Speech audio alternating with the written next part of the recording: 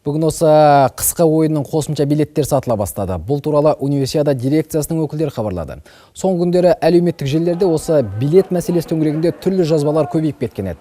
Жарыс өтіп жатқан орындар жартылай бос, бірақ билет жоқ деген мазмұнда. Сөйтсек, бұл орындардың дені әу баста арнайы тіркеуден өткен шетелдік делегаттарға арналған екен. Қазір олардың 90%-ын сатылымға шығару туралы шешім қабылданды. Спрос у нас сейчас. Қазір билеттерге сұраныс көп. Сондықтан енді билеттері толықтай сатылып кеткен жарыстарға қосымша кіру билеттерін сатуды ұйғардық. Яғни орындары көрсетілмеген билеттерді сатып алып, ішке еніп тұруға болады.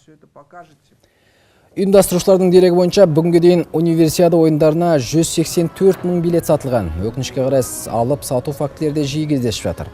Соңғы 2 күнде тәртіп сақшылары 8 адам ұстап, олардан 500 билет тәркілеген. Қазір алыпсатарлардың жолын кесу үшін билет алушыларға шектеу қойылды.